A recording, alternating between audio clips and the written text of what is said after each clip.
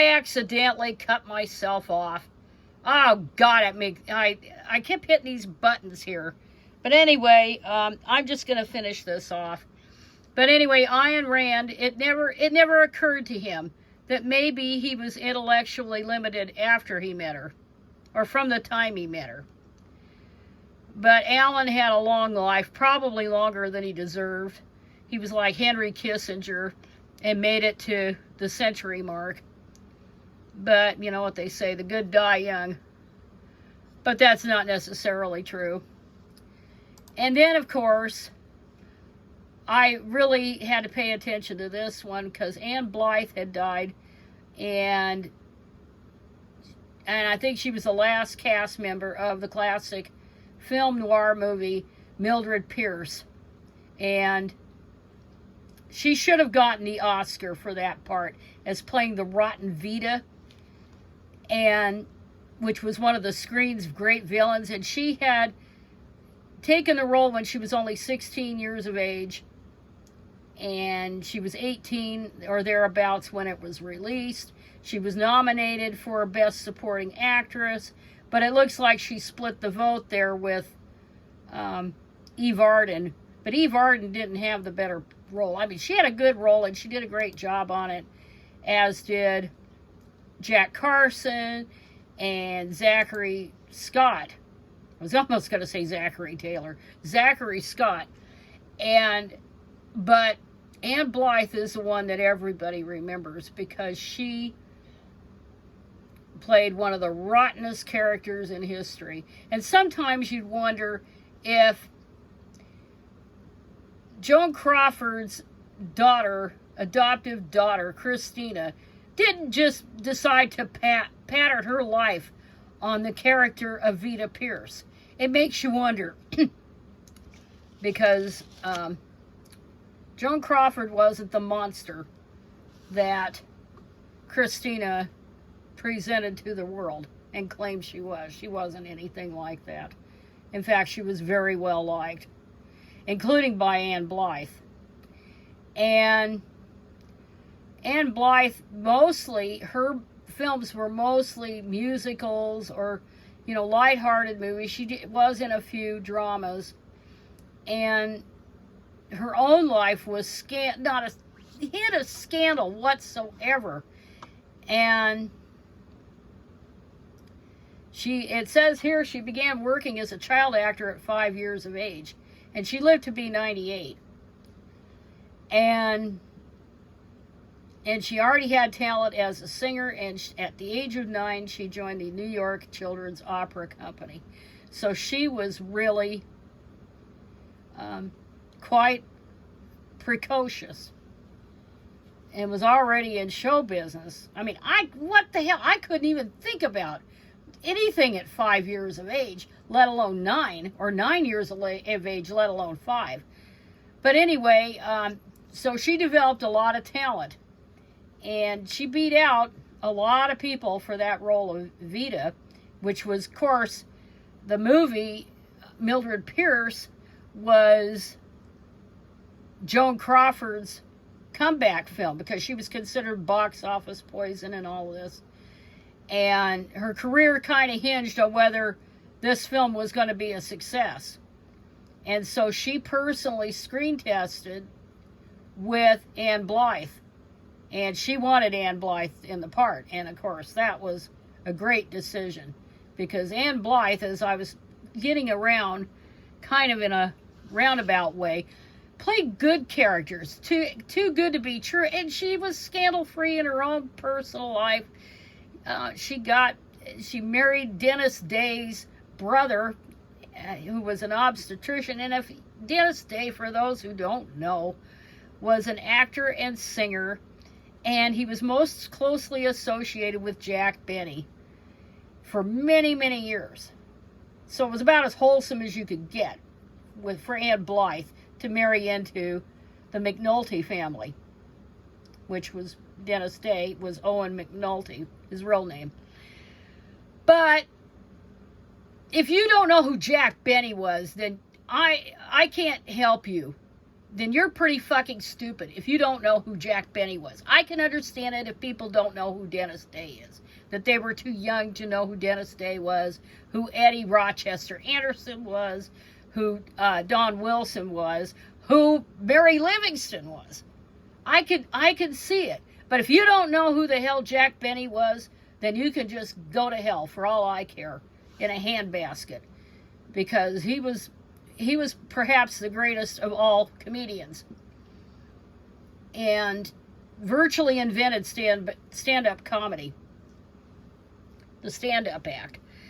But anyway, so Ann Blythe had this squeaky clean image, and, you know, she had 5 kids, and later on she was a pitch woman for Hostess Cakes, which is ironical, and I'm sure Hostess, the outfit that owned Hostess, were fans of Mildred Pierce, because one of the things that Vita despised was anything that smelled of grease. The chickens, the pies, and anything that smelled of grease. She couldn't stand it. And so, ironically, she was pitching products that were smelled of grease. Probably. I don't know how they manufacture Twinkies and all that stuff. But she pitched that for years. It featured some of her kids on there. You can find clips of Ann Blythe's ads from the 1970s on YouTube. But the Vita role, I will say, was one of the greatest supporting role performances of all time. And if you haven't seen Mildred Pierce, this version of it, I don't care about the miniseries. It was true to the book. It seems to me James Cain really liked especially Joan Crawford's performance in that film. So obviously he didn't mind that they tinkered with the ending and turned it into a murder mystery, which was more kind of like the other books he wrote, like The Postman Rings Twice and Double Indemnity. So they had to change the ending of that movie, Mildred Pierce, because of the production code. So they made it into this murder mystery, and Ann Blythe gave this great performance. And of course, the highlight of the movie, for those, at least in my view, and the view of many who like this film, the highlight was when Ann Blythe's character Vita got that check that she extorted by annulling a marriage to this wealthy kid, by falsely claiming she was pregnant. She kissed that check, and then that's when Joan Crawford's Mildred finally realized what monster she raised.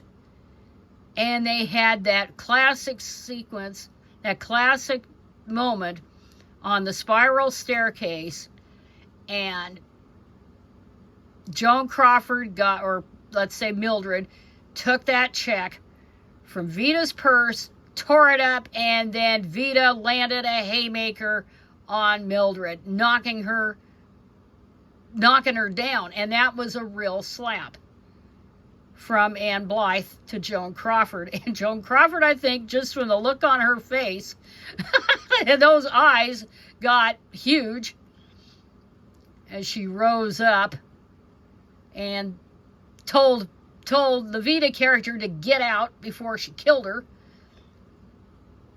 But you could almost see the tears swelling in Ann Blythe's eyes because she had slapped Joan Crawford, whom she really liked, down, landed that haymaker.